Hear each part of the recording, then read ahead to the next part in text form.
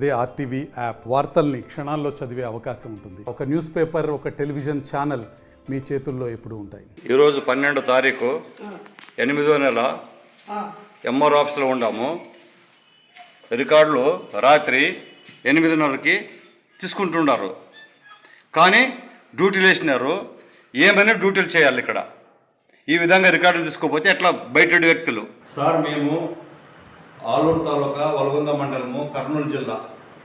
మాకు MRO night duty వేసినాడు. తలారి మల్లయ్య, తలారి సిద్ధలింగం అనే వాళ్ళకి. మేము నైట్ డ్యూటీ ఇక్కడ పనిచేస్తూ ఉంటే 8:30కి వచ్చి మేము తలుపులు తీసినాం.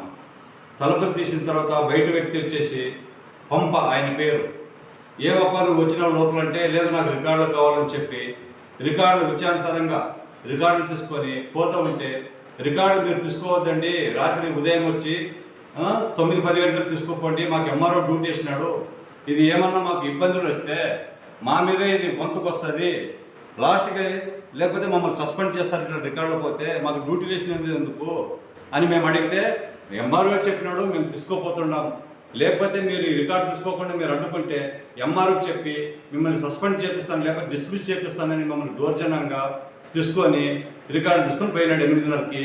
కానీ మేము ఇక్కడ డ్యూటీలు చేసేదనుకో భయపడుతున్నాము. ఎందుకంటే మేము ఒక విఆర్ఓ, కానీ మేము చిన్న జీతగాళ్ళు, కానీ 40 సంవత్సరాల నుంచి సర్వీస్ ఉంది, మేము అనుభవంలోన ఇక్కడ ఉండాము.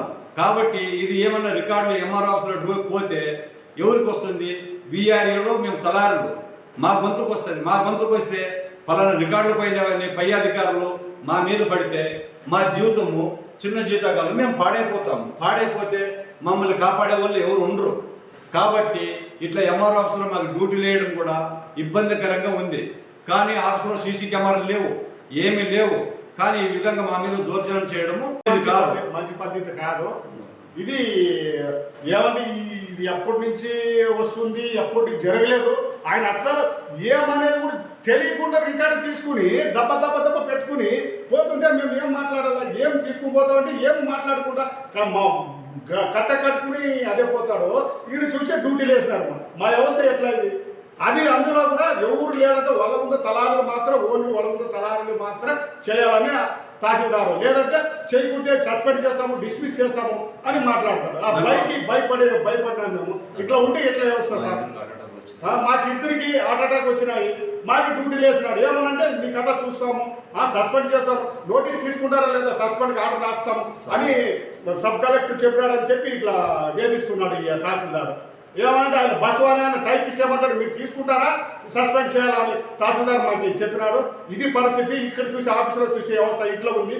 మనం ఎవరికి చెప్పుకోవాలా, ఎవరికి లేదో ఇది పరిస్థితి. ఏమైనా జరిగితే మా ఎవరు కాపాడేవాళ్ళు? 40 సంవత్సరాల నుంచి చేస్తున్నాం ఇది ఉద్యోగం.